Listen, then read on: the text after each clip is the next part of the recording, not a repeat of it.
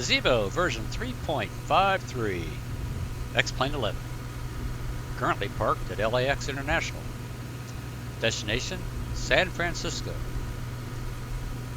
In this episode, I'm going to attempt what's called a GLS approach, or LAAS approach, to runway 28 left in San Francisco. And we'll go ahead and do as long as we'll start out cold and dark.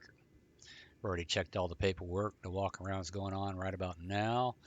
And the safety equipment's all in place. And let's go ahead and power it up.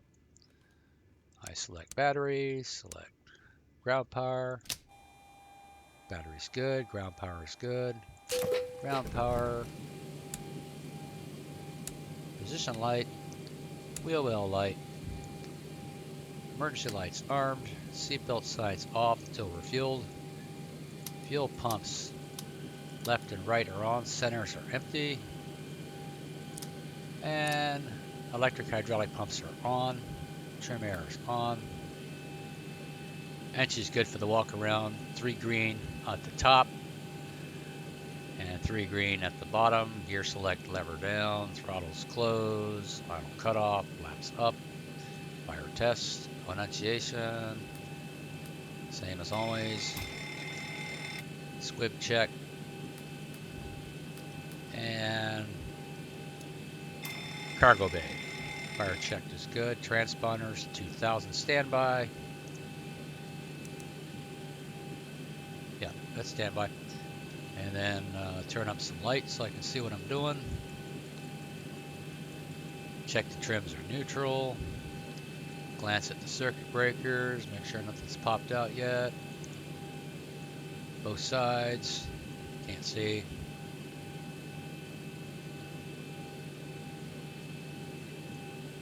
I'll say we did. Check my oxygen. That's good. Turn up some more lights. And then I position it right. Okay. It's got to be a little bit more to the left here. Now say control 1. That looks good there. Adjust the seat. Turn up the panel lights, background lights. I have a little bit of light here. It's foggy outside. Can't see a thing.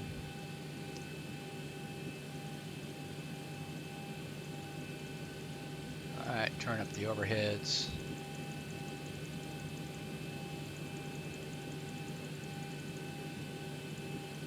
And align the IRS. Set the heading. And let's make sure that this is all in order. Both sides. Up to date. Position. Go to the nearest one, GPS. Either one of the, no, radio doesn't. I like this GPS, it's more accurate. And insert. Location. Gate. And route. Origin. Destination. Kilo Sierra Foxtrot Oscar. Flight number.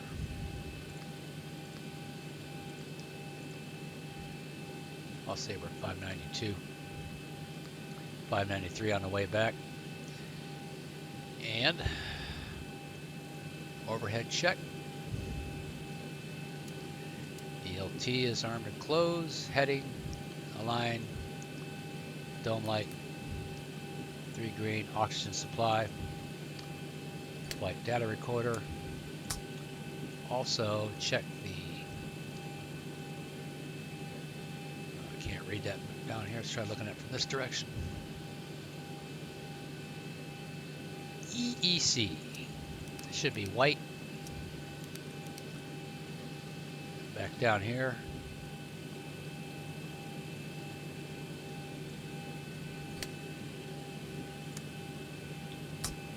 Works.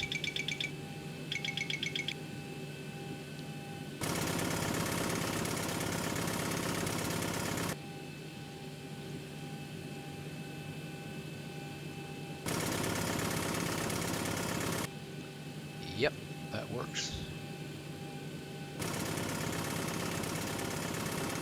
All right, overhead's complete. And a general up and down scan. All switches guard and closed. Yellow vapor on. Navigation normal, normal, normal. Displays auto, normal. Lights on. Fuel temperature, crossfeed check. Good. Standby power, galley and utilities on. Guard and close, guard and close, guard and close. External power, guard and close. Lights. Equipment cooling supply, norm. Closed, off. Check. Check. Off, off, off. And on, off, off. Off. All on. Test. Doesn't work. Cabin altitude, differential pressure 0. Rate of climb 0. Good. Climate control zones. Check.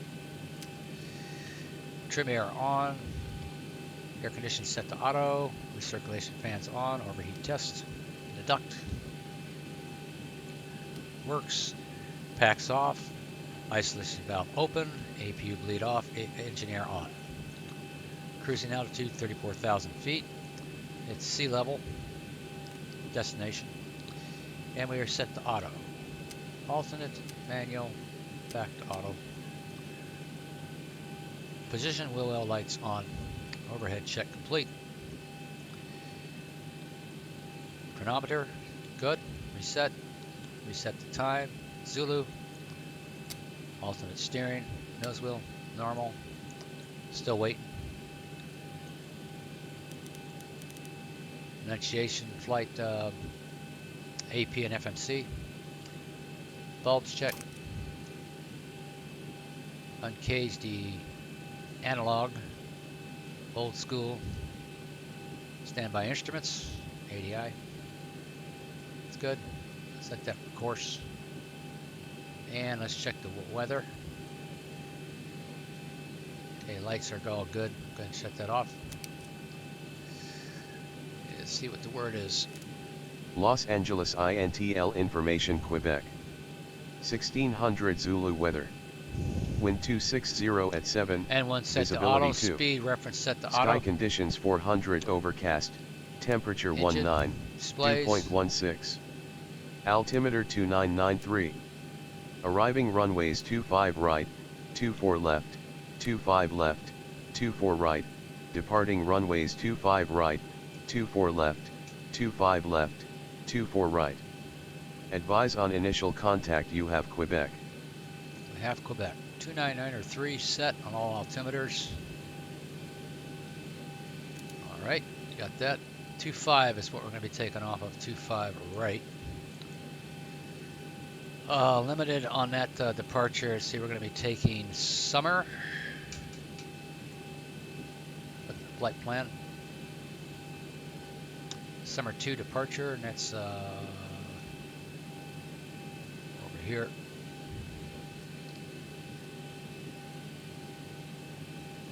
.23's the cap. We haven't got a clearance yet. 251 runway heading. Set 25. Speed not checked yet.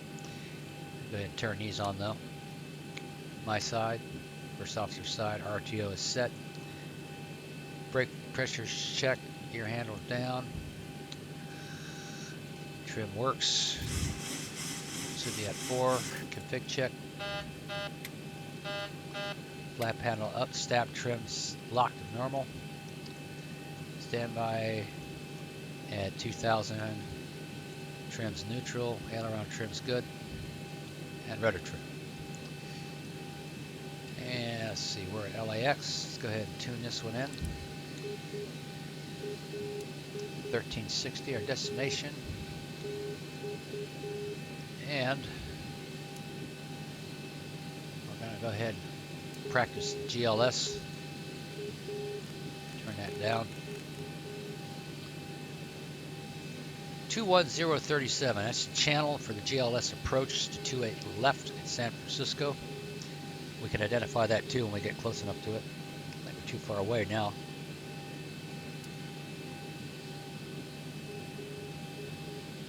Really? Well, they have wide area, WAAS, augmentation, wide area augmented system. It's all satellite and ground-based. GBAS or LAS or local augmentation or ground-based. Either one, GLS. I found one in San Francisco. I think there's one in Dallas, a couple of them there. Yeah, 2.8 left and right. I don't know if 1.9 does or not. I think it does. Newark's got one. Houston, I think, William P. Hobby, and George W. Bush, IAH. As far as I know, I'm still looking. There's a few of them in Europe. Surprised I'm picking up a signal. All right, back to VOR. We're not going to be using an ILS system. Now, this is considered a non-precision approach, but you can get down to Cat 1 altitude with it, which is amazing. I've only used it once. All right, that pretty much completes all that. Walk around still going on. Let's go ahead and get the route going here. It's just that basically it's a departure and an arrival, short flight. Let's go to our runway 25 right, and we're going to take, let's see, where is it? Summer 2 to next page, Stoked, and then we're going to go to the arrival page. I want to try this one here. GLS 28 right and 28 left. They're departing on the right. The shorter runway is the left one. We'll take that. We'll be coming off of Eddie. And let's find the arrival here. Surfer. 4. No transition, so go to legs, look for that discontinuity. So we'll jog from Stoked over here. Do it like this. Fill that little blank. And I'm probably going to make some adjustments because of steep descent. Be a little more accurate on this. Let's go back here a bit. Really important that I be right at that altitude when I cross this point here. No. Never mind. Wrong one. Wrong. Where am I at here? Okay, here we go. That one.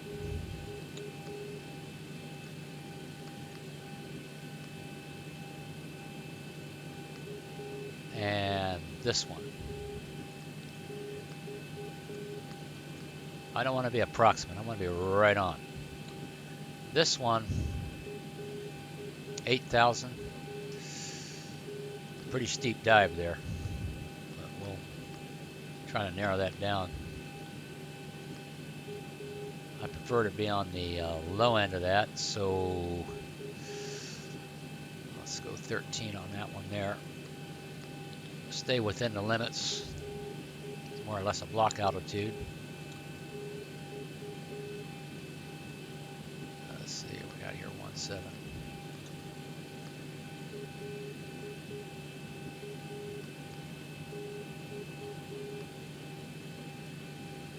At or above 20,000, 17 miles.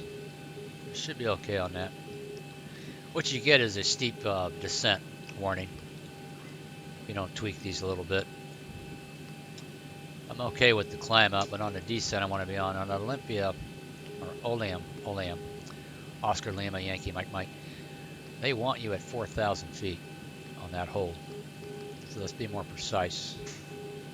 I'm okay with that. Activate it. Now normally, since I'm flying alone, I can go ahead and I don't know if that policy's always been in place since they did these, but usually the most senior pilot used to be, on some airlines, you could do that without it being a violation. Now it's a violation. It's actually a legal violation for me to execute this without the first officer present. Okay, so we're going to try to do this legal.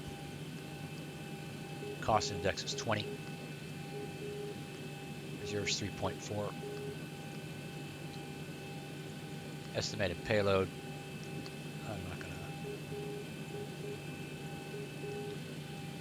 We're going to pretend we don't know that. We'll just put 118.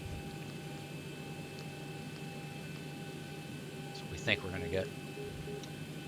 Cruising altitude, file for 34. Now, not everybody fills this out, but I do. Go to the briefing. It's crude. The flight plan's outdated, so I got to go with what Active Sky's going to throw at me. This is what I'm expecting to really get in the sim. 06410. 064/10. Oops.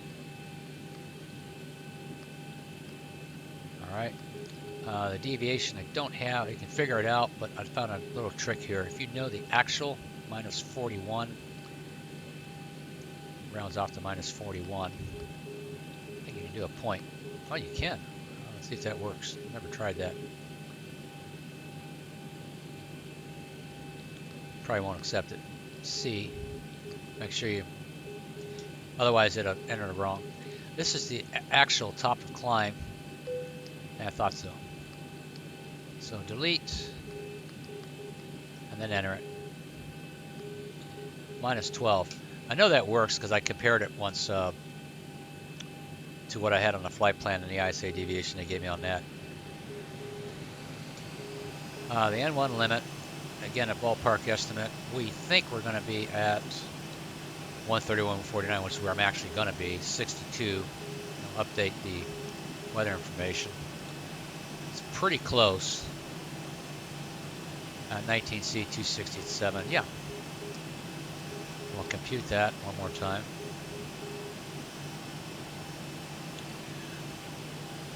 This is a heavier weight. We're down here, but I go with the heavier one, and usually the N1 is going to be lower. I expect it to be lower when I actually set it in the FMC. So we're going to say 62. Is that right? And that'll drop it. Another option is you can do this. Go to D rate 24. That's 95. It's pretty high. D rate 2 is 92. Climb 1. We're going out over water, so there's not a noise problem issue there. You can do that, or you could do. Let's go to takeoff. Climb, since we're taking off over water, we can get pretty much be as loud as we want to be out over the ocean. 62, and that drops us to 90.8. Up here, 90.8 if it's set in auto. You can also manually set that to go higher. All right, so that part's done. What else? Takeoff page, I could go ahead and enter the flap setting. And then go back to the legs page, and review that with the first officer. Let's assume we're going to do that right now. And while we're doing that, let's have some fun with all the features of the ZIBO 3.53. Get some noise going here. Let's open some doors.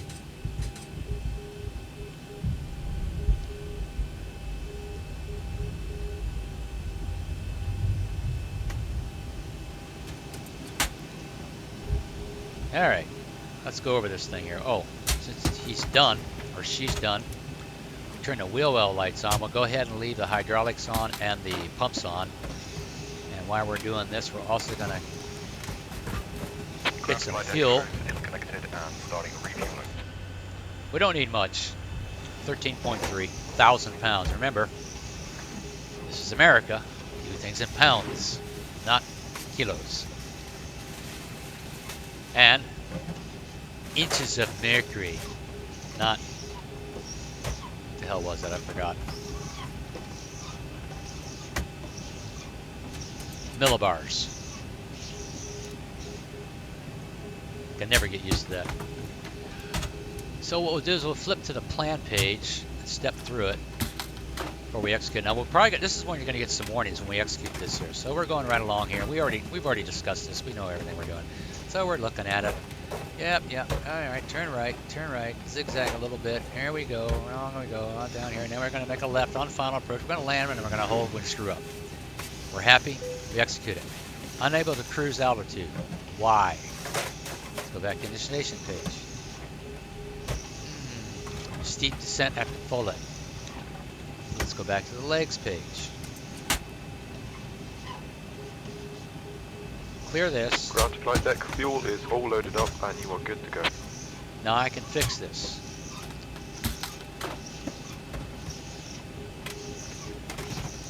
If I can find it. Full it. 8 to 6. I don't see a problem with that. I really don't. Let's see what the limitation is on that.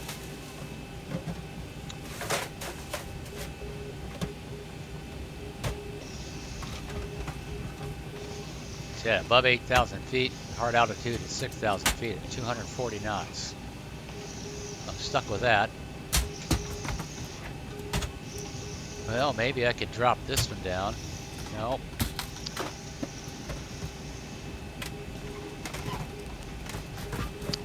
I really don't see a problem with it. Let's see what that calls for. Go back a bit.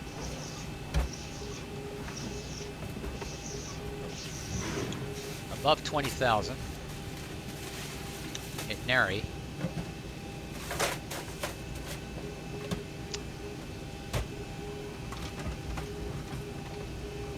$18 miles? No. 13 miles. 17 to 13. 7, 6, 9. Guess I could drop that a little bit. Let's see. Next one.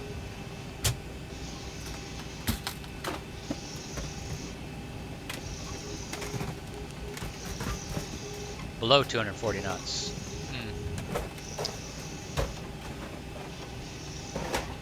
But we don't know what speed. 205. Well, if we slow down, say to 210.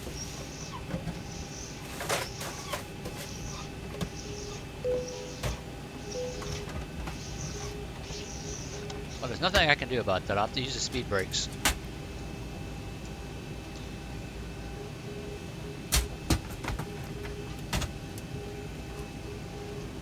We're gone. All right. Go to map.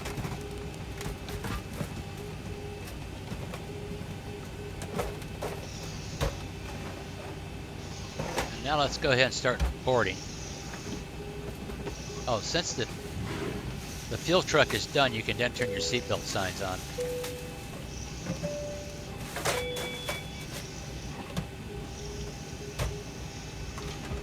And also, flight director's on. I go ahead and select our intentions. VNAV, LNAV. Forget that on takeoff, you'll regret it. Especially forgetting to turn the flight directors on. Alright, let's stop all the noise here. Stop this. Close up the service doors. Start flight. And let's see, turn this down.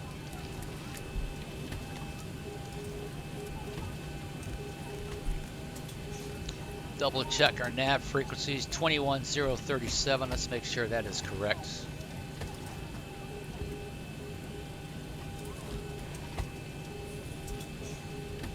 Here it is. 21037G, that's the identification, Golf 28 Bravo. They call it a local augmentation, local area, or GBAS is another term for it. Golf-28 Bravo. Now another way to look at that, I don't know if it shows it here. Let's go to the approach page. And there it is again, with the course set 284. Now we have our load sheet.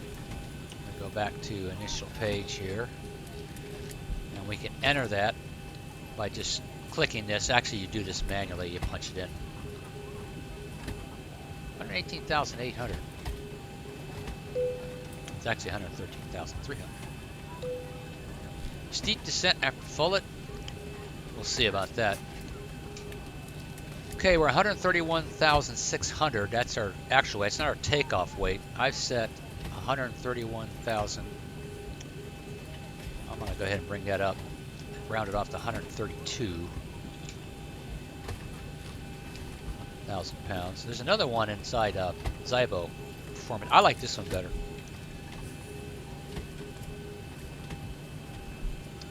Still at 62. We have a margin of 5,100 feet if we go with 62, and that's at that weight. So we'd be taking off down here at 132.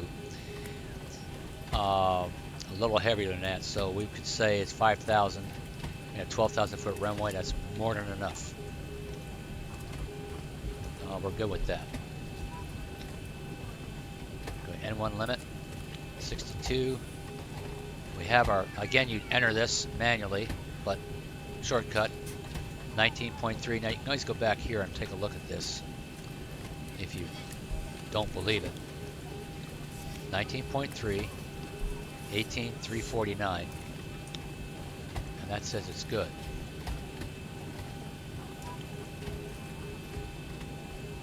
So we're going to say it's good. We can also compare V speeds. On our flex calculation, we're 136, 136, 137, 37, 38. We're very close, and I like the higher one. And go ahead and set that up here at 140. That's engine out, minimum. We can fly at that. Come on, get up there. That's set. Bank angle set. We got our clearance delivery, and they're going to allow us to go to 23,000. So we'll squawk 2254. Let's say 223. And now we're ready for push and start. But before we can do that, I gotta get a plan here going. Ground to cockpit, plan acknowledged. Call me through the menu when you are ready. And our trim should be at 5.25. Another thing you can do, although most operators don't do it, but they used to, we've got hydraulic pressure, and ground crew, this is kind of a coordinated thing here. We can preset our flaps to 5 using electric hydraulic pumps to bring them down. Probably not good for it. They used to back in the day. They'd also do something like this here. They would check the speed brakes, and you'd see the control surfaces moving, all that, while still at the gate. But again, that's a pilot and ground crew coordinated thing there. This is something everybody's discussed. This is how we do things. This is so everybody be ready, especially the baggage handlers. Excuse me. And because of safety concerns, somebody could get injured if your hand's in the wrong place. All right, flaps are slowly coming down to 5. Trim is set. So if you want to get the cabin secure, what you got to do is, one, you want to close the doors. Number 2 is I always welcome them on board. Good evening, ladies and gentlemen, from the cockpit. We push back the gate here in just a couple of minutes. Maybe a few minutes early if we're lucky. Might be just touch bumpy until we get up to cruise altitude. Once we're leveled off and on our way, should be nice and smooth for the whole flight. Once again, we welcome you aboard. Please sit back, relax, enjoy the ride. Then what I do is I turn on the position light, and things get real quiet. Seatbelt sign's on. Hello. And just scan everything one last time.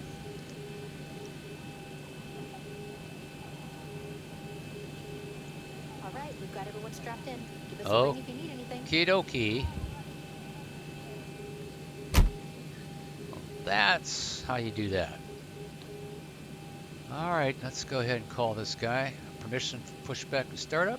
Gate 68. Hey, LAX. Oh shit, what'd I do here? Ground to cockpit, plan acknowledged. Call me through the menu when you are ready. I meant to push this. Ground to cockpit, tow is driving up.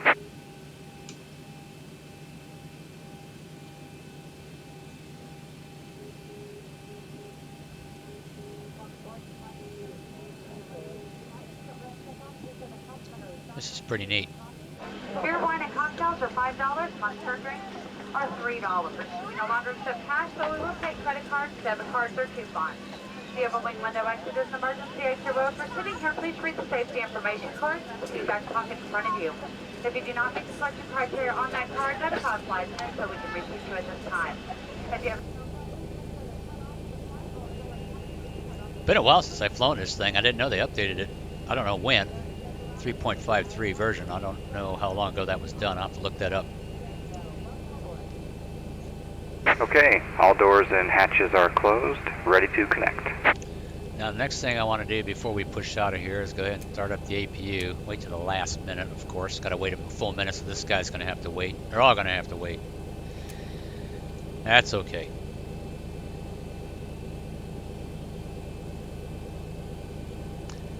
Another good reason for putting the position lights on, if you're going to run an APU, it's kind of a good idea. If you're running something that's a turbine engine, it is a small mini jet. So technically, it's debatable, but I like to have the rotating beacon on when I'm operating that thing. Place the flat end into the buckle to unfasten, lift up on the buckle. Your seatbelt should be So connected and bypass pin inserted. Release parking brake. One ready. Two overwing, two exit doors in back, all of which are indicated by red and white signs overhead, and they're also designated by lighting along the center aisle. Please read over the safety card you'll find in the seat back pocket in front of you. This card illustrates our safety procedures. In the event of a water evacuation, there's a life vest located under your seat. Remove the vest only if instructed to do so. Open the container, take out the pouch.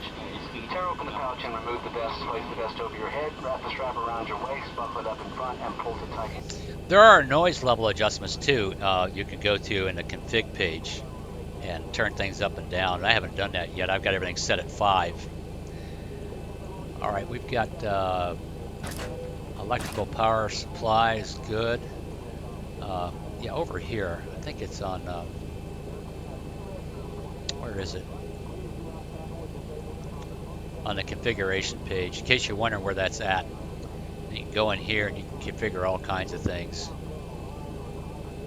the way you want it and save it.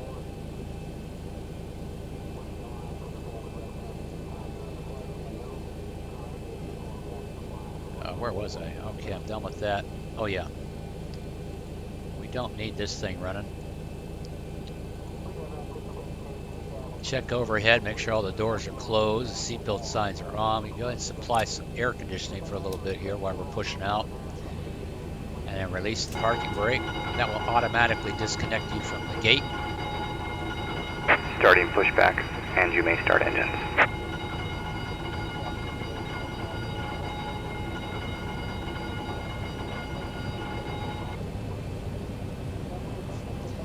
Then we'll turn the packs off. Check the duct pressure. It stabilizes. Then we'll go ahead and start engine number 2 first using the ground start valve open. And watch it spin. N1 or N2. And you should time this. You should see oil pressure start to pop in there. We can supply fuel at N2 25.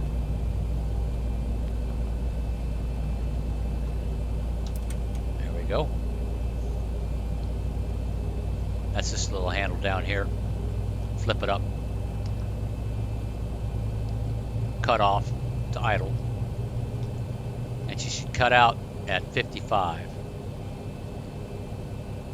3, 54, 55. And she did. Put that on continuous. Start number 1. Also make sure this light's out.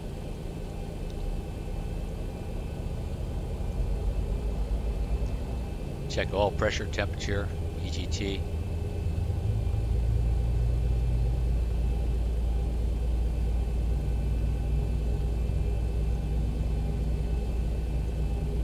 Operation complete.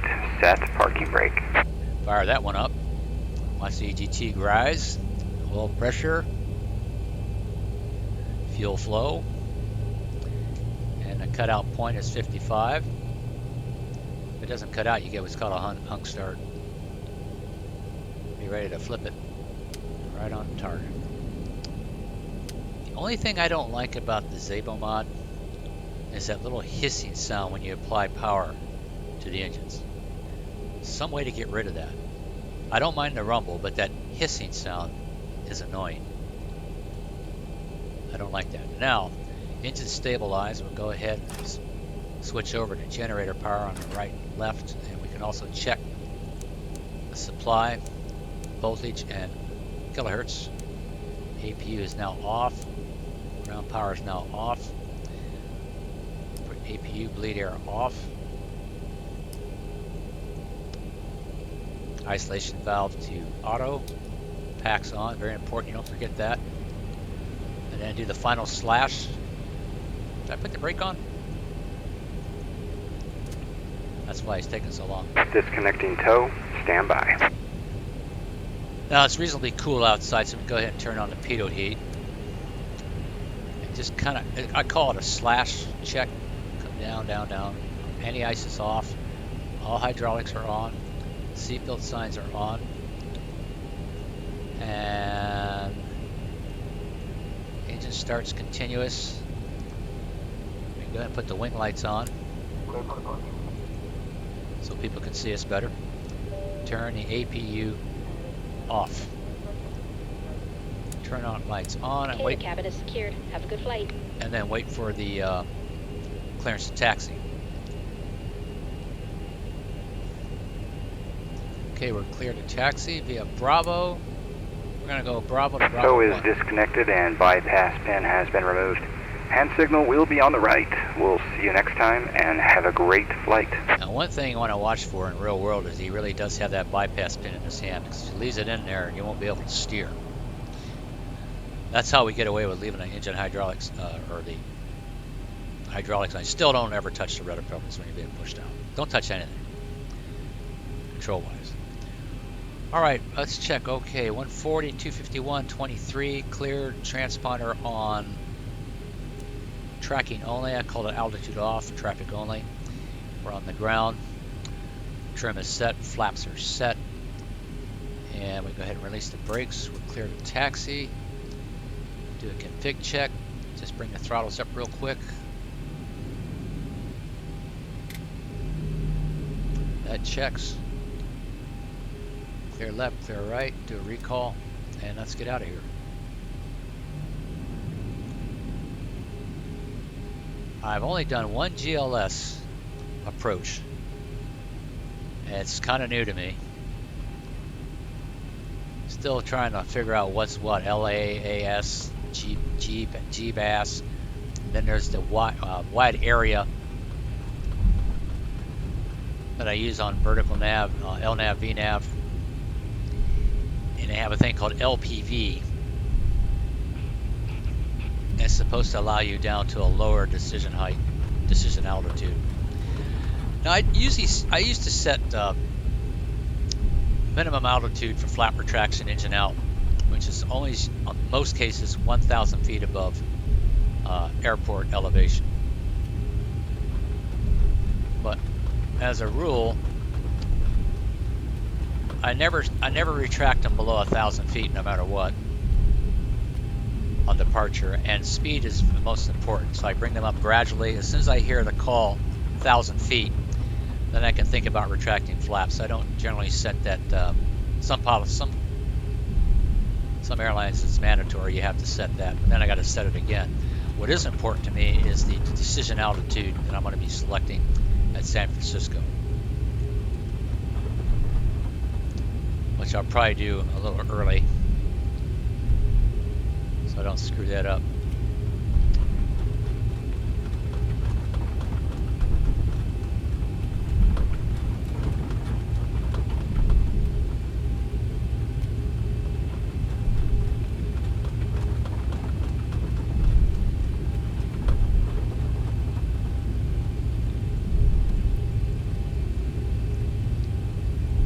.213 feet. Pretty close to Cat 1. Matter of fact, it's right on a Cat 1. That's the lowest you can go. They consider it a non-precision approach, but you can treat it exactly like an ILS. Matter of fact, you can even select approach when you're using this system. 213, so let's go ahead and preset that.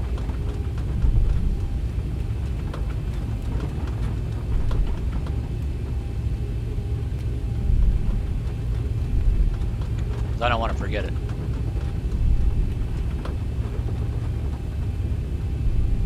This thing's still a pain in the butt to use. Now a lot of people go plus 40 feet on these to ensure that they never violate that minimum.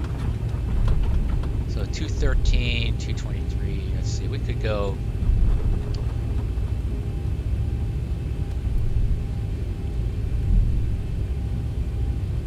maybe 253.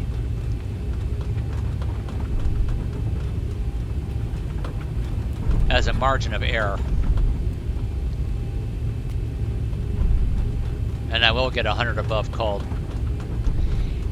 Can't do a Cat 2 or Cat 3 yet, but they're good. In lieu of just a standard ILS Cat 1. I already did the recall.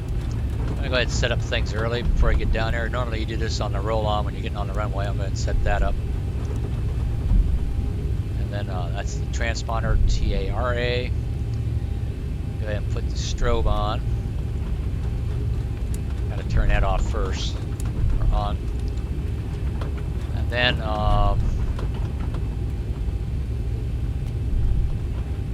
me go ahead and put the landing lights on. Auto throttle can be set. This way I don't have to fumble around. In real world, you just pull out as soon as you cross the line, start aligning on the runway. First officer's doing all this stuff. My side, I just flip the auto throttle.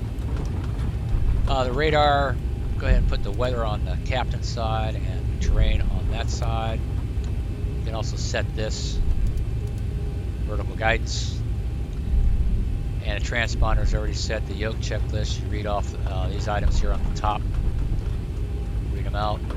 And now you're ready before you pull out. It's just a little trick there that a lot of us do on a flight sim when you're flying by yourself. It's a two-person job. Pretend we haven't done it, but we're gonna do it as we pull out onto the runway. Taxiing a little bit slow here. Normally I taxi about 20-25 knots. So the thing to remember once we're out on the center line, as soon as we get the clearance to go, we're gonna set the clock, start the elapsed time, thrust levers up to 40% N1. When it's stabilized, we'll go to takeoff go-around power. And then we'll check the power settings.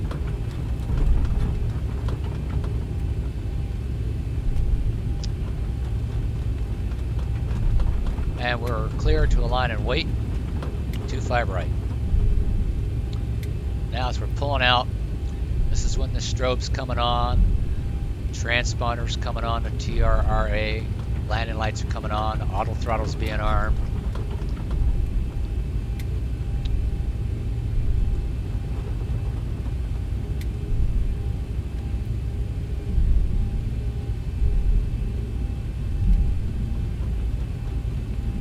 Bring it all the way out.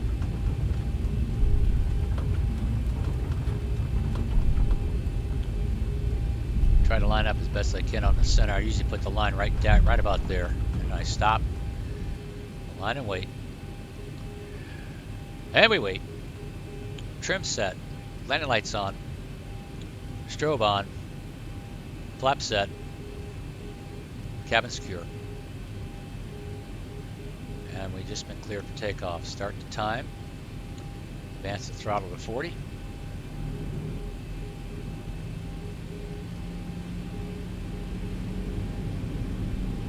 Let them set in a minute. Okay, good.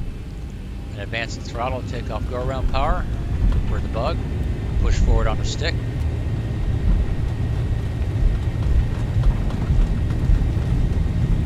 Now the pilot not flying is calling off speeds and checking takeoff power. He's checking the engines. 80 knots. And I'm just driving down the runway looking straight ahead.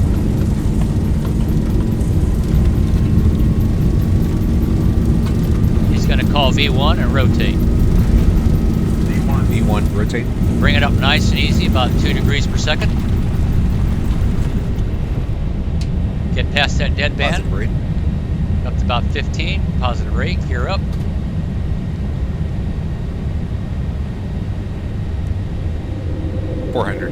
Then accelerate, pitch forward.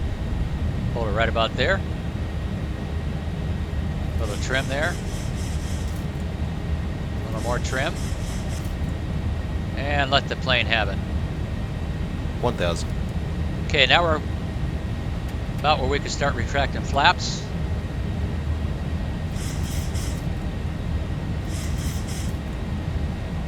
Flaps 2.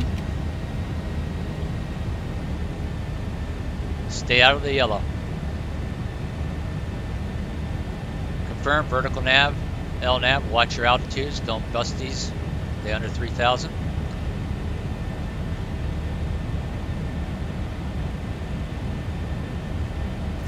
Flaps up to 1 and up all the way.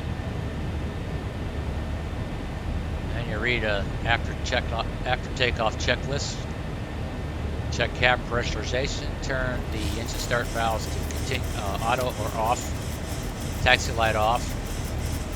You can also, I don't know what this means, but they ask you to do it.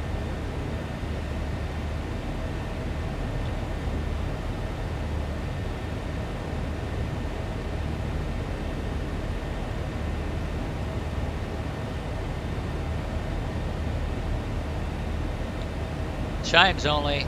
Push the button. Did that.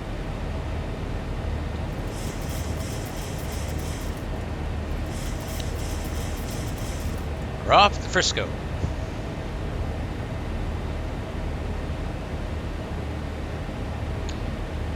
Watch the outside air temperature, clouds, moisture, things like that. Might have to use as a precaution, especially when you're in flight idle.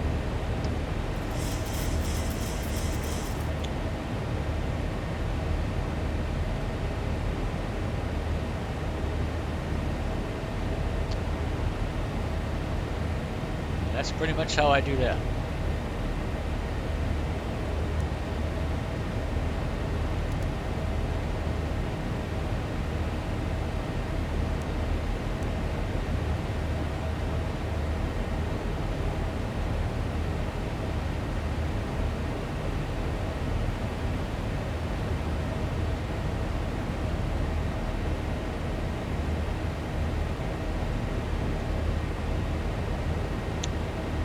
Now we come up on 12,000 feet.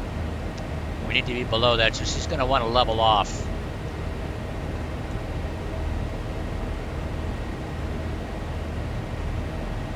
So we're going to hit, well, maybe not. Yeah, we'll probably exceed that.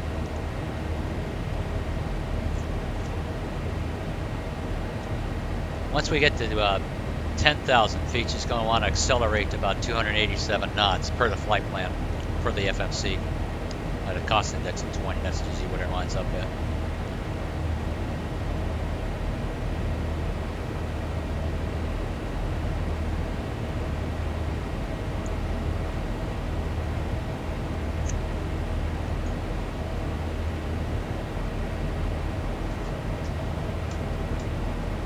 Generally, when I get to 9,500, I start switching off lights. I should have had these off earlier.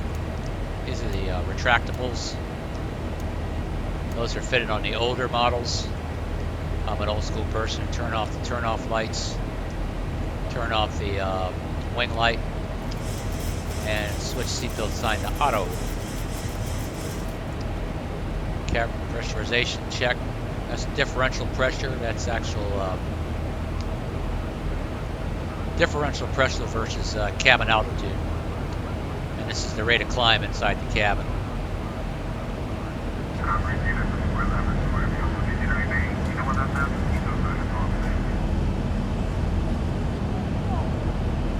And then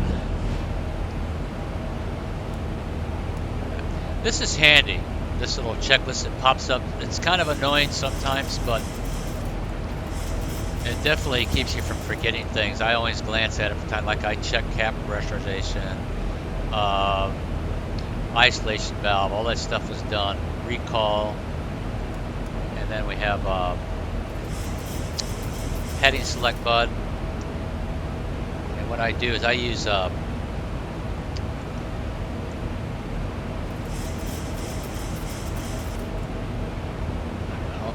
check that again. 1, 2, 3, there we go. I've got the honeycomb yoke throttle quadrant, so I got some buttons programmed that help me out. I got to do some more programming on these buttons. But basically I got the landing light and I've got the heading bug select.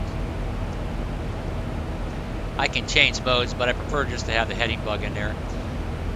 We're cleared above 18,000, so we could go to standard if we want to, but we'll wait till we get closer. Do your cross check on your altimeters. 299.3. What's the actual conditions right now? 299.3. I've got them slaved in this one. You can set it up in the config menu so that each altimeter has to be set independently, but I'm too lazy for that. I even got the standby altimeter set, so whenever I select this one, I have to select that one. The only thing is, if I want to say set radar altitude on one side and decision altitude on the other, I won't be able to. This is baro. We always usually use baro most of the time, and it's okay because even if you're doing a Cap 2, if you set the baro, it's going to be at 200 feet above the end of the runway.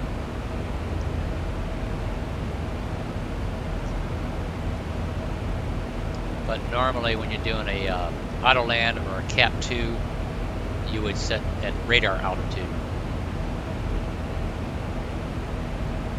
Alright, moving right along here. We're 7 minutes out, plus 16,000 feet. And we've already checked the altimeters. Check them again. We switch over to standard, which in America is 18,000 feet. Pretty much all North America. I'm going to go ahead and switch that. Punching through 17,500 plus. Heading bug. Always constantly get reminded. You want to always have that right where you're heading in case you get an emergency situation, say a collision avoidance. So, God, turn right immediately to 330. You want to be able to just push heading and select. Alright, we've passed the transition altitude. Now, as our ground speed picks up faster and faster, I don't generally wait till I'm at 30,000 feet to select roll from 25 degrees to 10 degrees. Turn it again, go ahead and reselect the bug. Again, the pilot not flying does this most of the time. Turns all the dials, talks on the radio, reads off the checklists.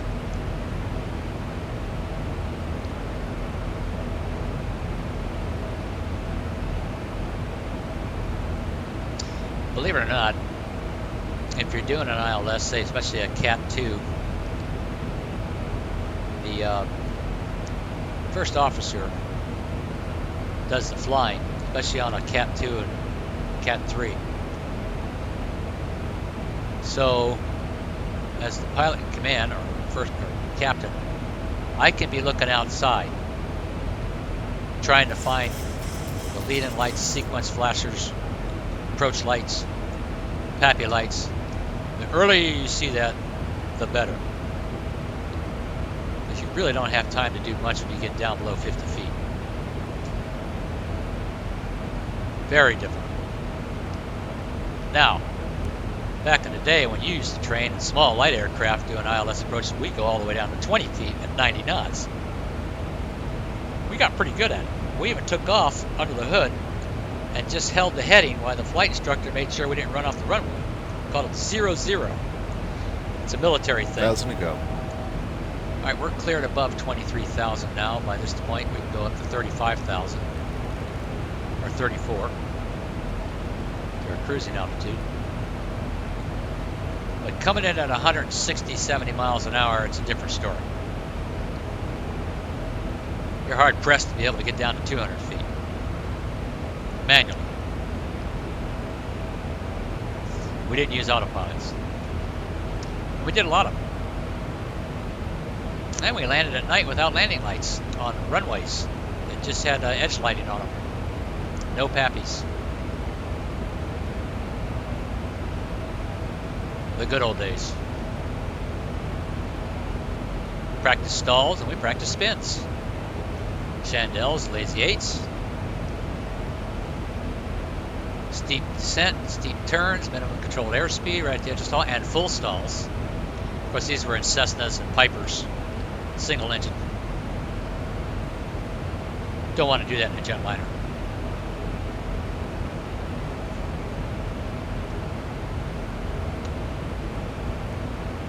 Never touched an autopilot till after multi-engine and commercial instrument. Then I got to play with autopilots. In those days, autopilots weren't where they were today. 3 axes, sometimes just 2 axes. You could hold a heading. You had to trim the altitude. And you could descend with V-speed. And they would also lock on to VOR and ILS and localizer. As far as GPS, didn't even know what that was. All ADF, NDB, VOR, LOC, lock, and back course, front course. All radio navigation. We heard about RNAV. I knew it was coming.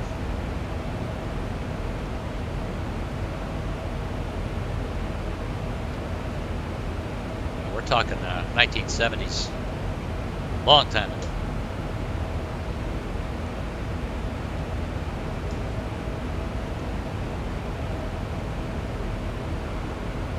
Okay, now the heading bug set, but I'm above 26,000. I like to go to 10 when I've got a ground speed of over 400 knots.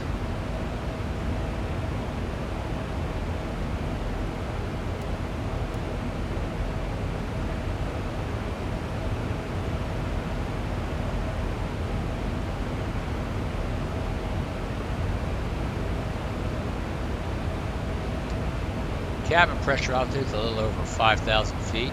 Differential pressures looking good. We don't like to get up here in the yellow. We do, we got to make adjustments. Rate of climb has increased in the cabin.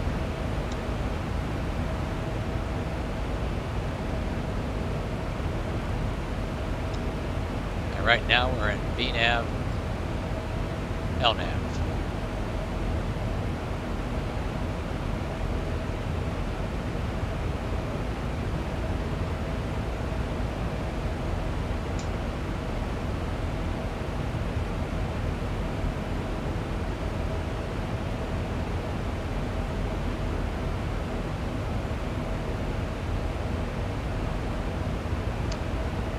This shows top of descent, but really what that is top of a climb.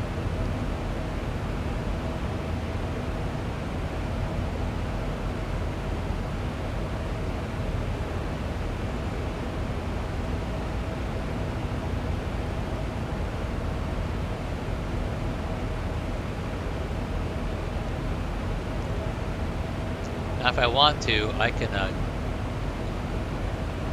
change this course here, center of the CDI. Not sure where I am in relation to that. I'm up this way. There we go. A little too far. See that little line coming across there? We're crossing the 285 from LAX. Set that back to 258. Actually, no. That needs to be set.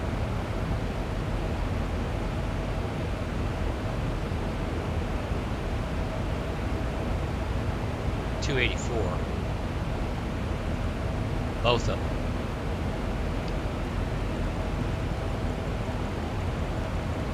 To remind me of the heading and course I'll be flying on final approach during this GLS approach.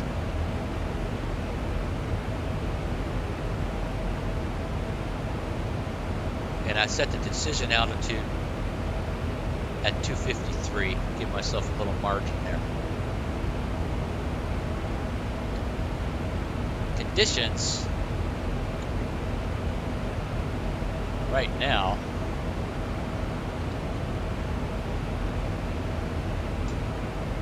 wind's blowing about 320 at 11. 1014 millibars, 2994. 66 degrees. It's 19C. So we'll have excuse me, a little bit of a crosswind component.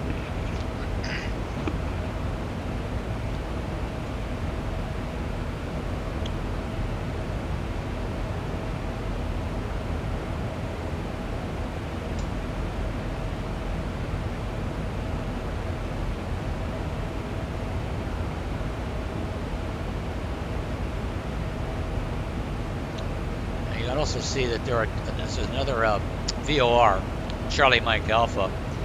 It's on the same frequency as SFO. So we'll ignore that.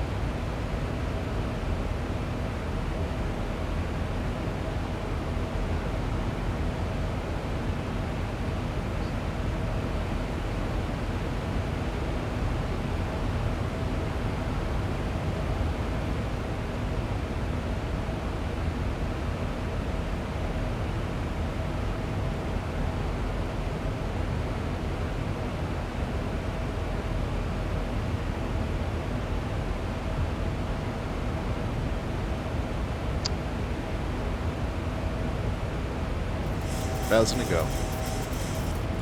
Now I like to go to vertical speed. When I'm within 1,000 feet, I climb at 1,000 feet a minute. That takes us off VNAV to speed mode.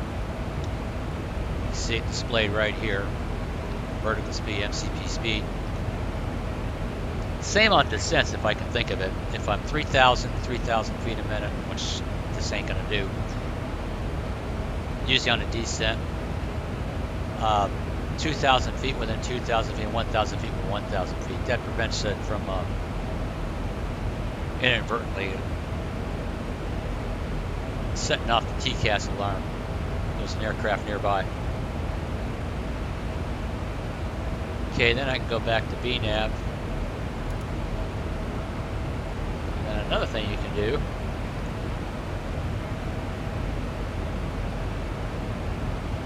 This is something that's done in the back. I don't know why they burden front with this, but really this is something that there's a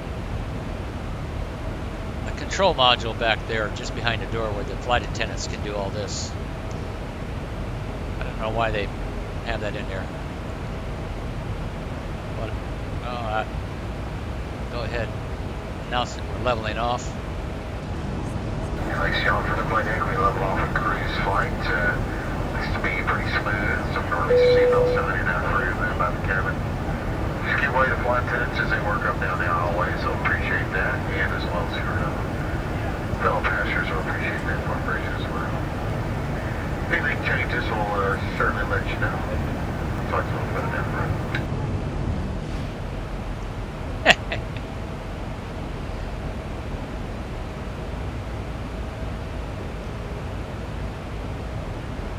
Okay, 0.57. We go ahead and look at some details down here. That's our cruise. Fuel will be 7.8. We can also go to progress page. Match is 7.8. Nav status, we've got LAX. And it's not coming in yet. Another thing you can look at here is go to the previous page. Definitely want to be right there, 0.30. One thing you can't do, I prefer that to say 0.30. Right now, here's the actual RNP. If that gets above 15, I get concerned. 0.15, 0.30, it's the maximum.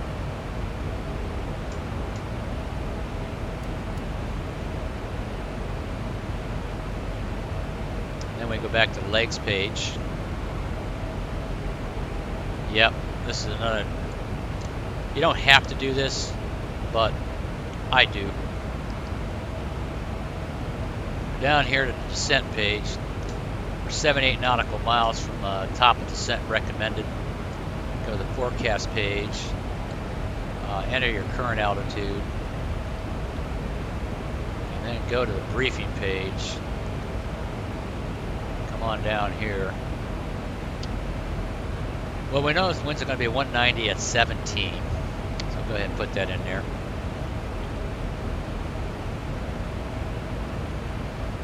This is just to keep you busy. This is something pilot not flying is supposed to be doing. Don't activate it yet. Alright, here's another altitude, 10,008. 108. And it's calling a winds at at 193 at 21.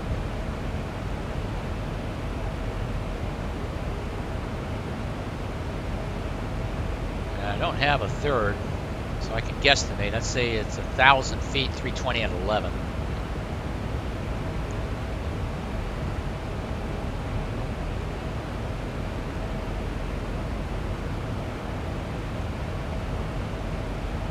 Not done yet. And then go to conditions.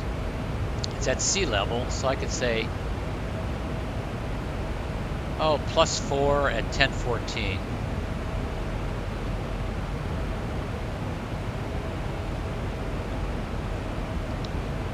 Let's see, 4 at 10. Did I say 14?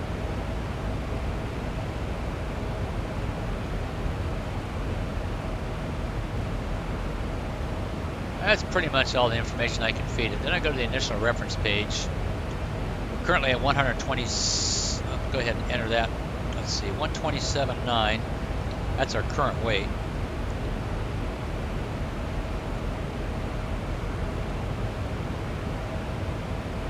So if that's true, we're at 9.5 now. If I go to progress, if I take the difference between 9.5 and 7.9,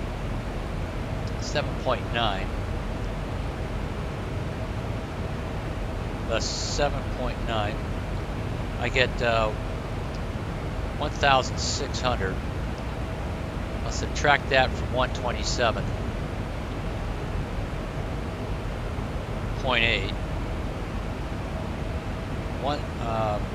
126.20. 0.2. And that didn't help much. The winds, well, I don't think I have more than 10 knot headwind component, so I'm going to leave it at +5.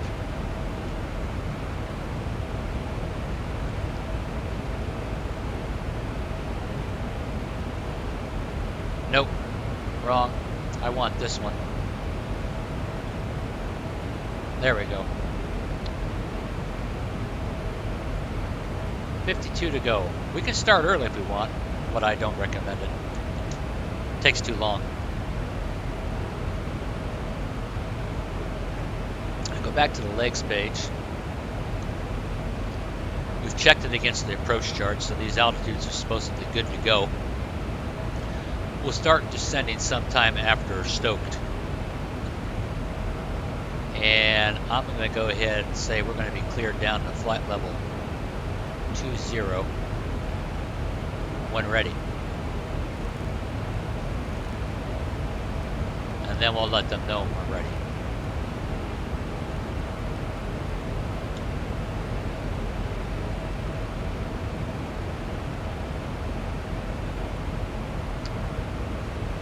And I'm going to let vertical nav do its job because I'm lazy.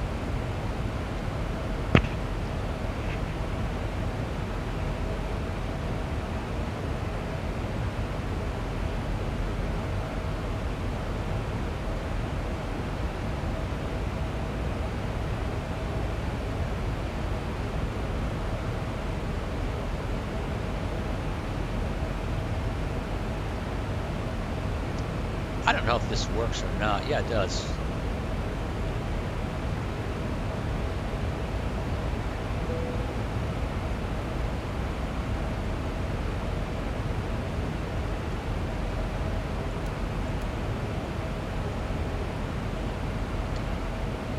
Okay, the landing altitude is set. Anti-ice, we won't be using that. Approach briefing, we're going to do a GLS, runway 28 left. Indicator speed bugs are checked for landing. I'll check them again as I get lower.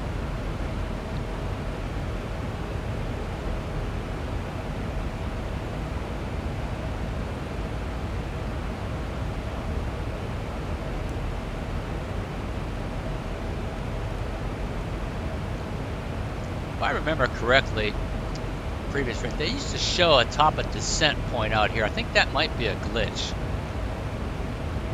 But I'm also looking at it over here, 34 nautical miles, which puts it right about in that area there. But I don't see it. And you should get reminded if you don't select a lower altitude to reset your MCP altitude.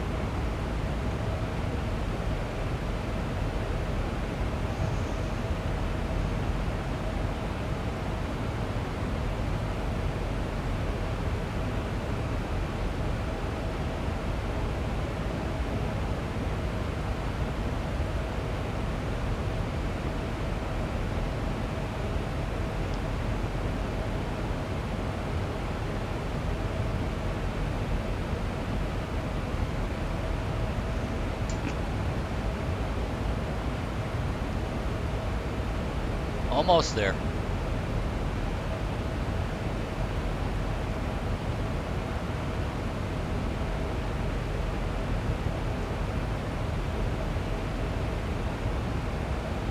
Another thing you can do, since you know the runway conditions, take a look at that again. Partly cloudy. No rain. I like auto brakes 3 on a dry day.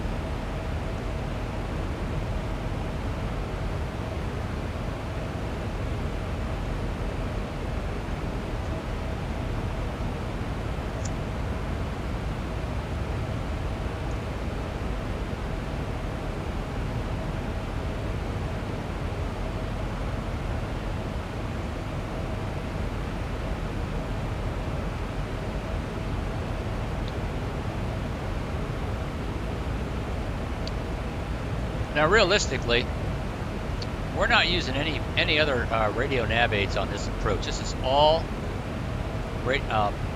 GPS.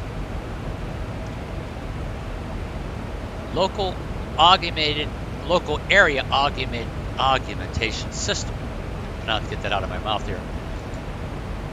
And it's Golf/28 Bravo is the identification. The channel is already set. I'm going to run it on both sides, just like I would a Cat 2. Usually on the right side I have the missed approach VOR and the radios on that side, and usually do a single channel approach on a Cat 1 or an RNAV. The next flight I think I'll do an LNAV, VNAV, or RNAV approach that has the WAA system. I believe allows you to do a lower minimum. I don't know if it simulates that. Difference being is instead of doing it like an ILS where you press approach, you just leave it in VNAV, LNAV mode, and it will fly reasonably well. I think I did one not long ago in Phoenix. I tried it with 2 different minimums. It's recommended you just go LNAV, VNAV minimum because I think there's some limitations for alternate as far as weather conditions go. So the weathers can still have to be at LNAV, VNAV minimums regardless of whether you use LPV or not. As far as I know. Again, old school guy trying to figure out all the new school stuff. Last time I actually flew an airplane was 1995. Been a while. I didn't have any of this. Mostly, I think you can go with the 737-300 Classic or 737-200 or the old Boeing 727-100, DC-9, DC-3. What was an Airbus? I think we heard of Airbus. It's rather new back then, the 300. All right, here we go. Heading down.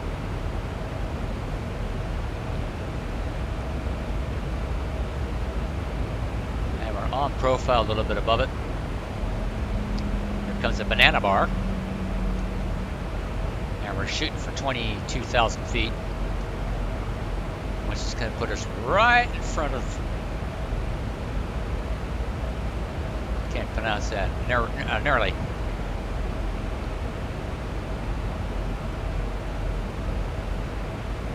So we can go ahead and continue our descent to 20,000 if we want.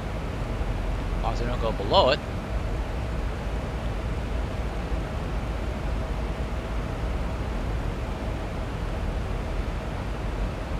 Watch the profile. Now it's in VNAV path.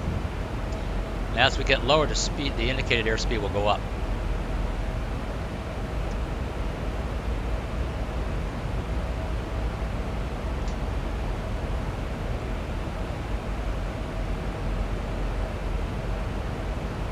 Now VNAV path doesn't care how fast you're going. It just wants to fly that path. So you have to go over here to call speed intervention to make that happen. We're not low enough yet. We're still in Mach speed. Get down below 26,000. Got to make changes. A little below the glide path, which is fine. I'd rather be a little under it than above it. You get above it, it's a real pain in the butt to get down. You got to break some rules to do it, especially speed. All right, back to 25 bank. Maximum. See our banana bar went up here a little bit.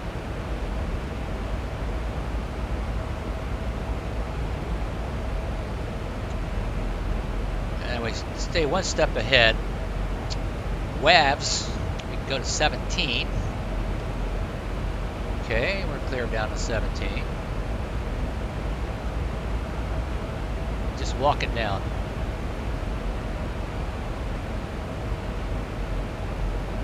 .276 knots, 28,000 feet. Right on the profile, you can see it here and here. You can also see your lateral line down here, yellow dot, for the flight director. And let's get local QNH since we're going down to 17. It's going to be 2994. I cheat, put it in the bullpen. She's ready. Moving right along.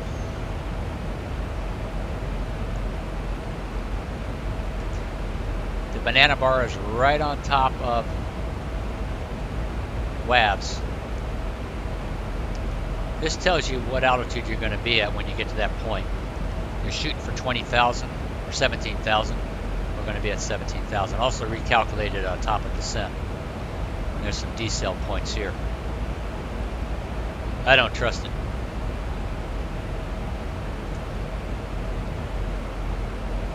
I'll probably have to intervene. I don't want to be going over 280 knots either.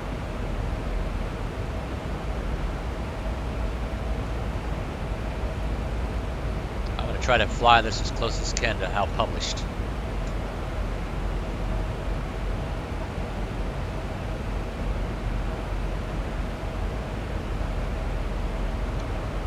And now we're at the changeover speed altitude. Still at about 280 knots.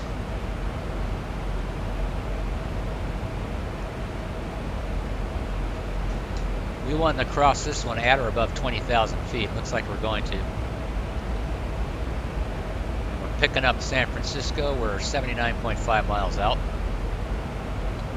I'm going to go ahead and select my side to GLS. Heading preset, of course. Now, as I cross nearly, I'm going to select the next altitude beyond that, down to 13,000. We'll see how we do on that steep descent.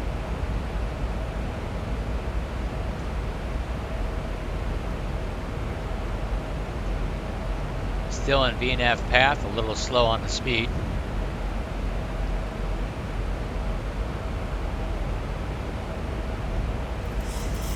I may have to intervene. Okay, now we're shooting for 17,000. Let's go ahead and take it to the next level, 13,000. Progressively being cleared lower and lower as we get closer and closer.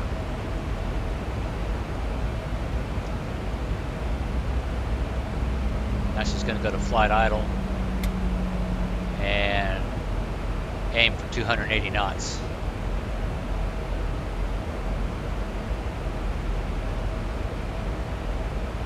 Still in VNAV path. Speed is armed, throttle's armed. Still in VNAV path.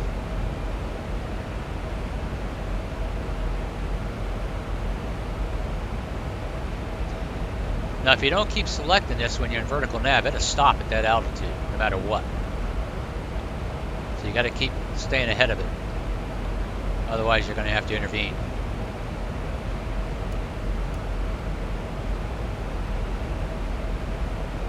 Okay, since we've been cleared now below 18,000, I'm going to go ahead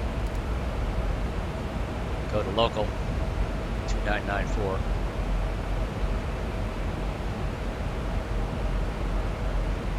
Technically, you should wait here about 50 miles from your destination.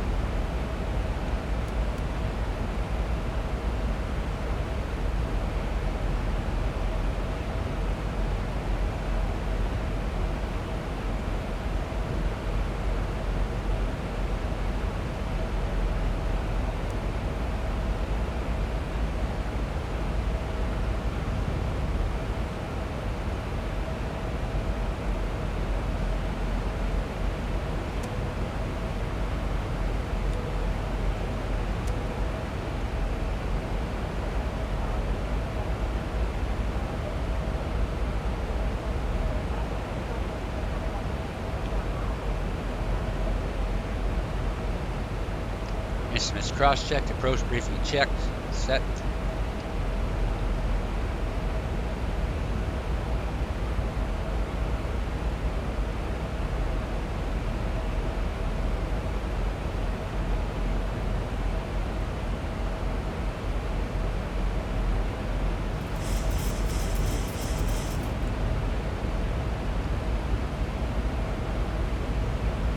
She's trying to accelerate back up to 280 knots. Now let's take her down to 8,000 feet.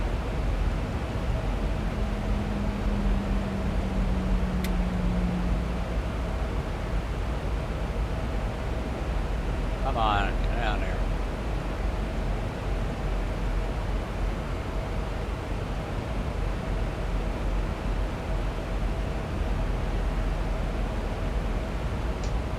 VNAV path, throttle's armed.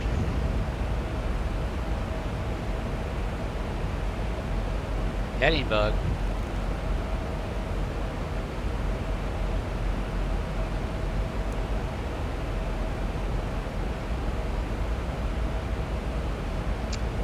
And I left it at 240. Now you can, there's another thing I didn't show you.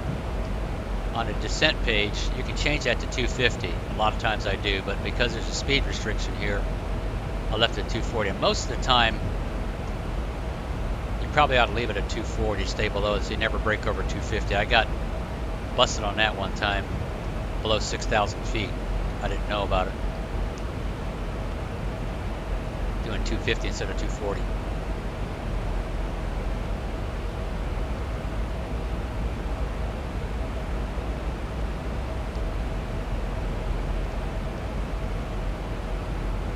You can also, on the climb page, well, we can't do it now. I'll do that on the next flight. When we take off out of San Francisco, just going to be a turnaround. I max my climb at 220 until I make all these sharp left turns. Otherwise, you overshoot them. Now you'll notice it's in VNAV path, but it will the FMC speed kicks back in because of these restrictions that are in there. At 280, it's reading that. It wants to get back up to 280. Now we're coming up on the next one. So the next one's going to be past that. The critical one, 6,000 feet. This is going to be the steep descent. This is where drag may be required. We're going to have a speed reduction here coming up real quick. So I'll probably have to use what they call flight detent. That's as far as you can go. Never go all the way up. Otherwise you raise the spoilers.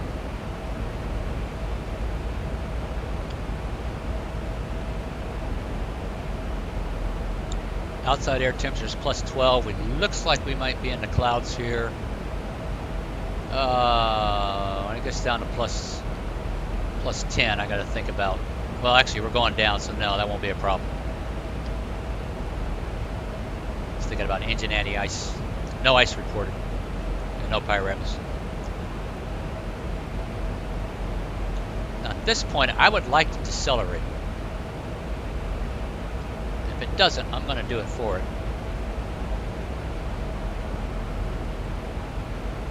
But it wants 240, so that's what we're going to do.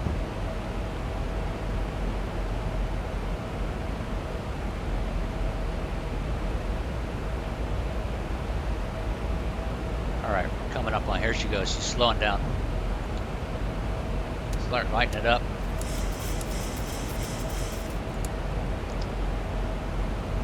I turn this on so I don't forget.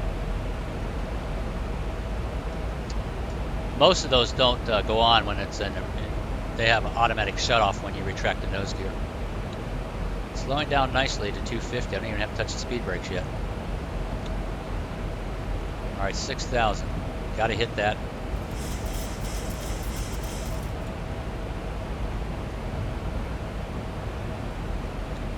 That'd be at 210 knots. I'm going to slow down, or right after that, I'm going to go to speed intervention. That's when I hit that and start going flaps 1, 2, 3, 4, 5, maybe even 10. Over here, you look. 1 through 5, you're allowed to speed up to 250 knots. So if you're under 250, don't hesitate to use them in lieu of speed brakes. Then when you're on your final approach, which is about 200, I can read that, 210 knots. Use it. And 15, speed brakes should be armed by that time or just after, and your maximum is 200 knots. We'll be down to like 165. Okay, at 9,000.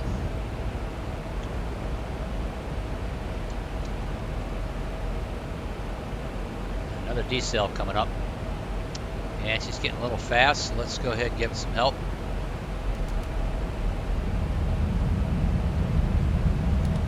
What caused that?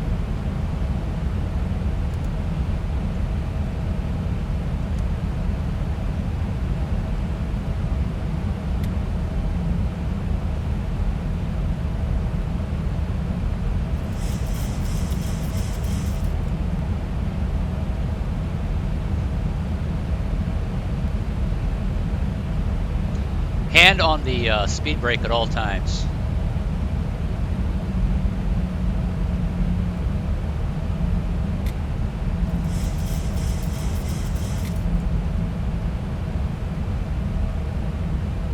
Now she's trying to stay at 240.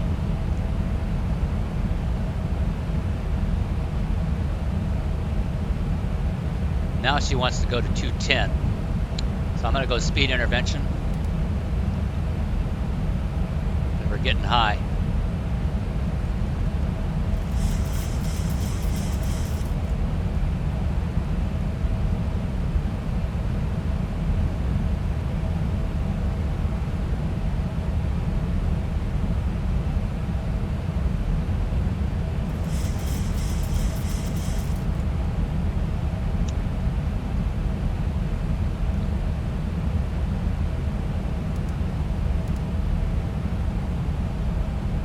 There she goes. All right, after 6,000, 4,000.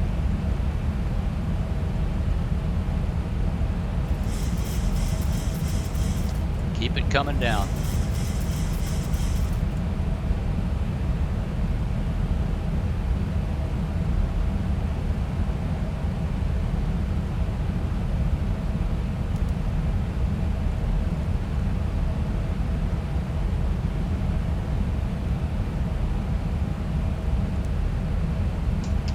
Still a tad high.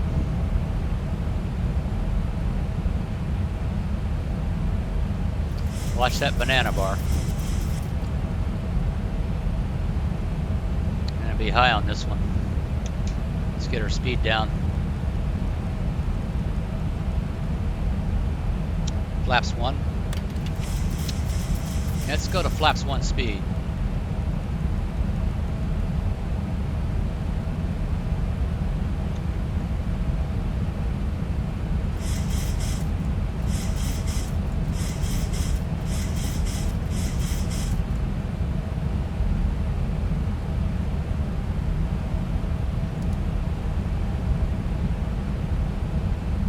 getting too fast.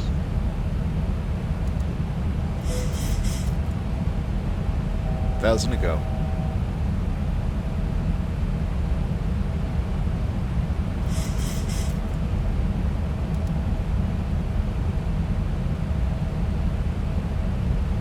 Okay, take her down to 3,000. 1,000 to go.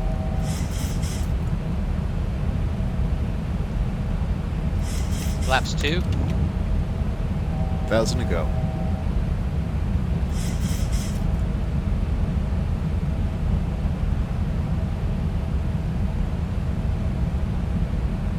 It's okay, we're below the profile, we'll be alright. And then critical, 18. We'll set that to 19.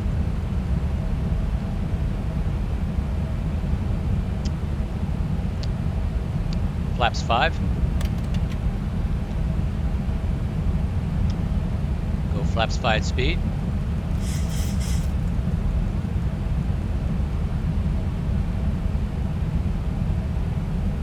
Right on the profile. Now I see what they meant about the steep descent. And we're clear of the approach. So I don't forget, turn these on. Seatbelt signs on. One thing I should have done was set distance rings on this. I forgot to do that.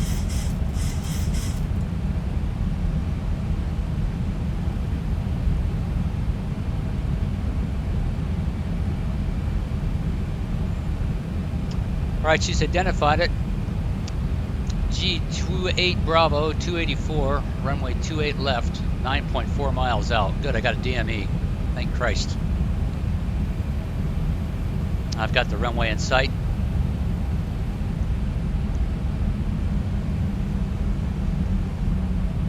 I don't know why she's throttling up.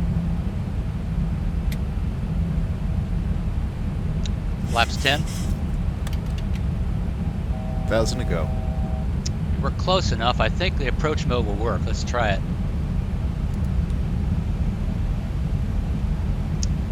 We have VOR lock, glide slope. 2,500. Okay. How close are we? Not 7.5. What do I get within 5? I'll go to landing flaps. Speed brake off. Go ahead and arm it.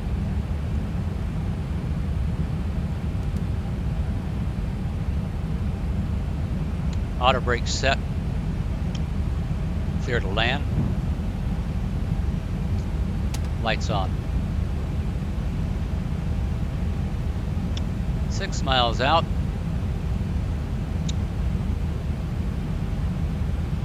Flaps 15. Gear down. Plug down.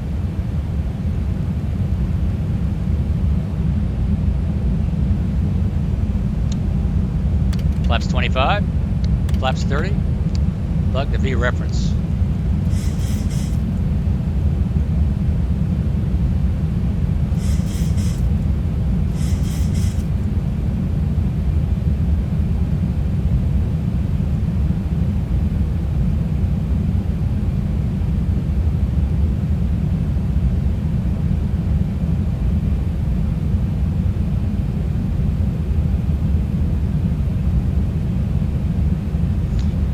Okay, let's ride her down, see how low we can get.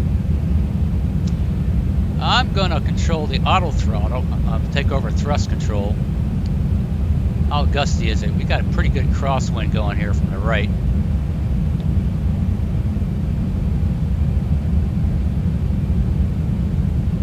We're a little bit off to the right. That's because of the crosswind. 1,000. 1,000 feet, stabilized, Mr. Perch, altitude set. Okay, I'm going to adjust the power set. Keep it up here about 54.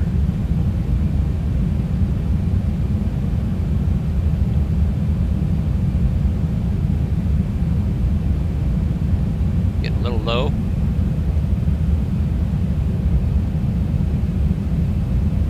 Bring that speed up.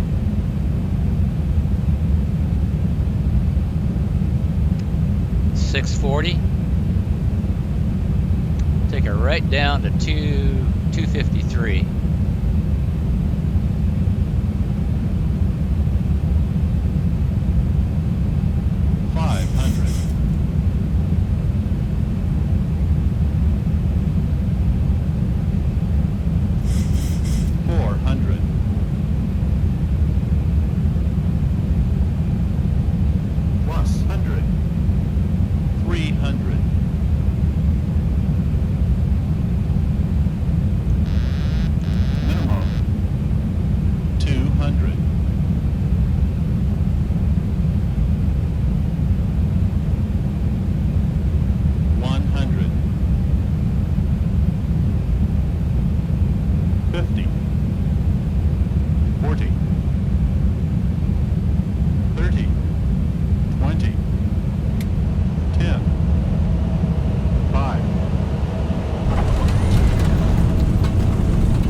little bit long on the float, but I got a big long runway.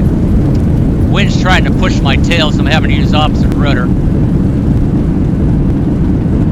80 knots. Would have liked to hit that turn off, but I'll make the next one. That little trick there is when I gun the throttle up there, that drops the speed brake back down. In case you wonder why I do that. Alright, taxi to the ramp. Clear the active. Well, folks, that was a GLS. Lights off. Come to a near stop, contact ground, taxi to the ramp. Alright, turn off the strobes. This is something that I'm not supposed to be having to do here, but I'll do it. That comes off, the strobe comes off. I hate having to do this. Pitot heat, you definitely want to get that off. Of course, it's not hot here, but it's a good habit to remember it. Stab trim to 4. Flight director's off. Everything you don't need, shut off.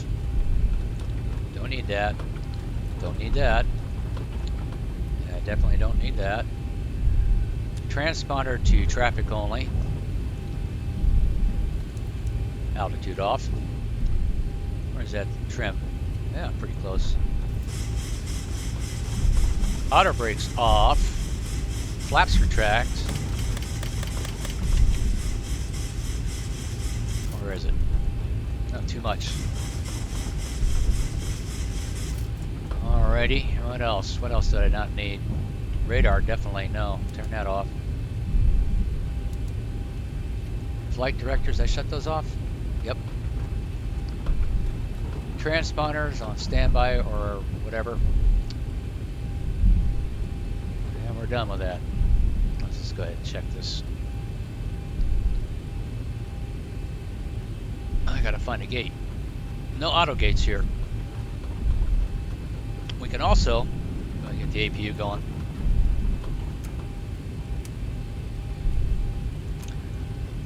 Taxi on one engine, so I'm going to shut down the right engine.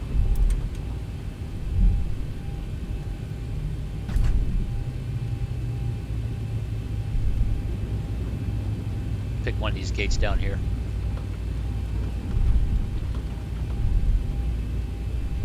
And then only set this back to 100. +1. No, I can't do it. Why not? Not working.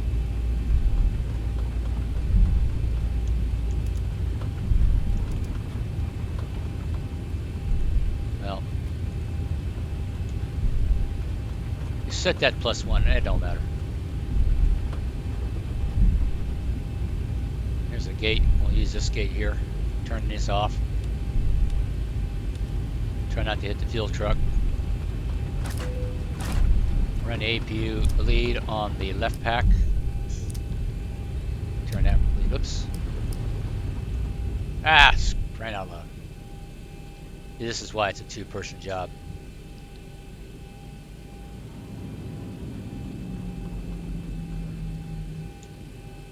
Too much bullshit you gotta do. Drive at the same time. I'm just gonna estimate this one.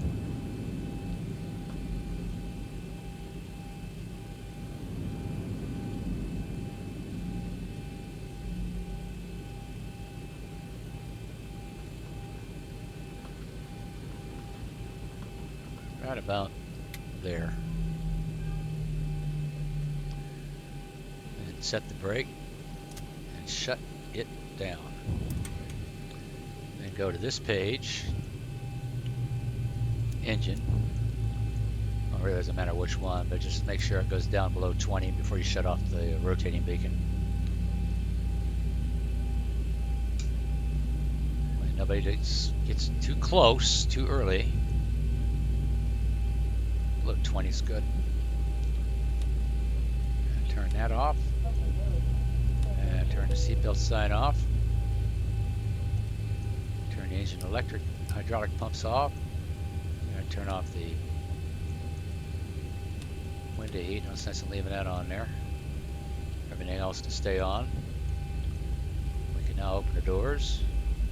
Once the engine's completely spooled down, I'll open the cargo doors because they're out there right now trying to get the baggage off. Open that door. Forward entry only. And then we go back here and see we can unlock that. Listen to everybody leave. Thank God we made it! Transponder can go to standby and reset the code.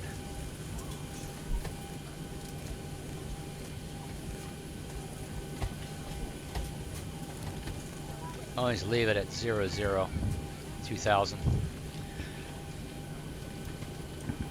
And what else is there? Go to the checklist here in a minute. Battery voltage, still good. Ground power set. Let's get ground power going. Go ahead and plug that in. Turn that on. Turn the bleed off. Already did. And shut it down. Fuel pumps off. I think that's pretty much it. But to be sure,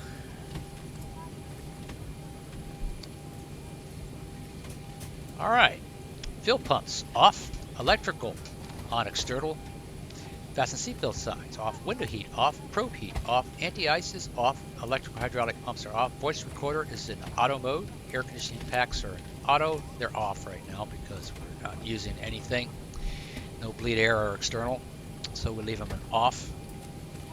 Engine bleed is on, APU bleed is off, exterior lights, nav only.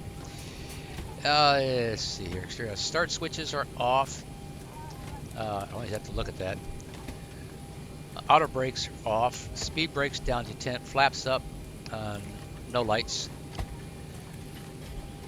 Parking brake is set, start levers, idle cutoff, weather radar is off, as well as terrain. Start levers, idle cutoff, and the cockpit voice recorder circuit breaker. I'm not sure what you should do there. I leave it in. Cockpit door is unlocked. Shut down. This is basically the turnaround state. That's as far as you really have to go most of the time. So there it is, folks. Let's see what the score was on that. Go to fuel and balance, weight and balance. Approach rating was excellent. Landing was great. That's because I floated. Let's see what the penalties are. None. Approach rating, penalties system. Let's see. Well, we ought to have something for the landing rating. Is that going to change? Approach rating. Why don't I get a landing? What'd I do? Well, I know what I did. It's a little bit fast.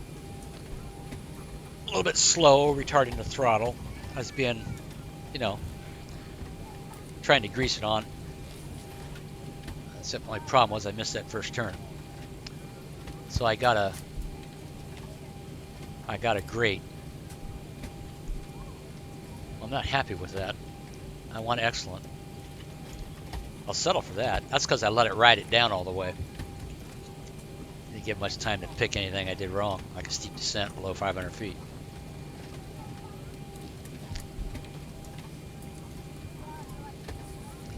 And then what you can do for the next flight, empty it, hit 0, and then you can terminate. That gets rid of your pack. You got to remember to do this, because if you don't, next time you start up, this is still be on and you can't shut it off. I found out the hard way. Note to self, make sure you terminate this when you pull up to the gate. If you don't, you just have to taxi out to around, come back and park at the gate again. Otherwise, don't start it in the first place, because it's a real aggravation. And then we can put people back to work.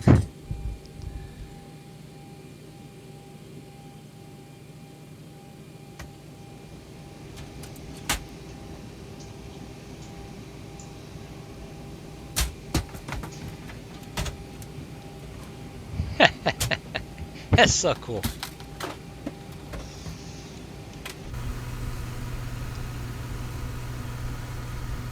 Alright folks, maybe on the next one, on the return, I'll demonstrate a Cat 3 approach in the LAX dual channel autoland. And in this one, there are two options you can use. There's so many things, I can't cover them all.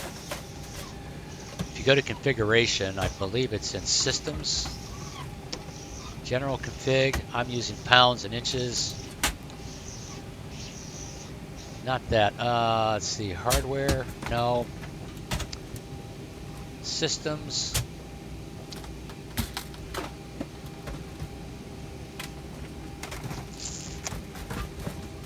Well, when you find it, what you're looking for, oh, I know where it's at. I just remembered. Autoland. There's passive and operational. Very important. If you use passive, that means you have to do the flare. You got to cut, well, yeah, you have to cut the throttle back, or at least you should.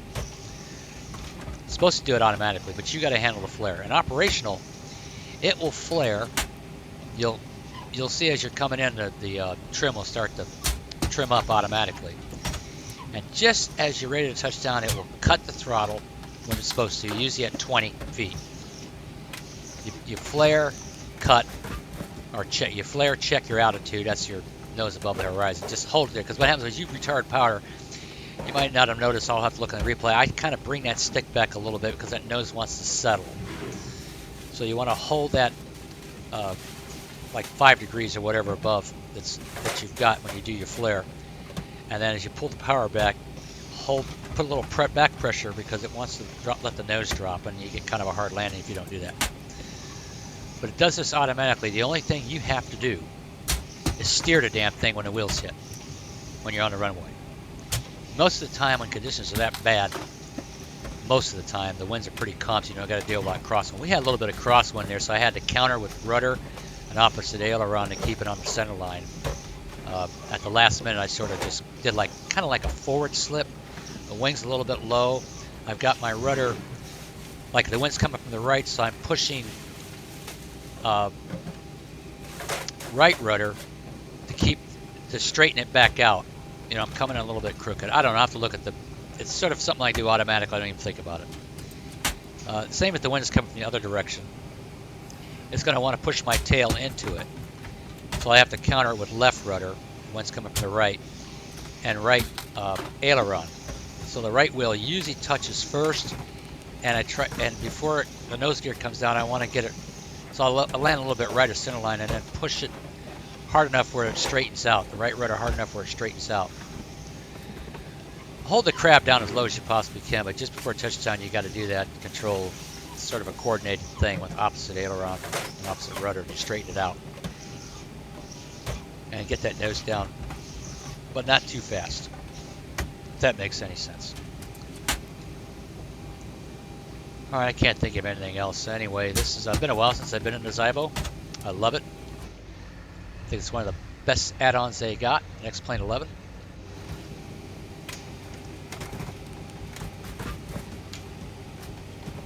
So until then, I will see you on the next one. The return trip will be LAX, followed by an RNAV into Phoenix. Maybe I'll end it with a long haul from LAX to New York. First, I got to get a little more time in this bird, get more familiar with it.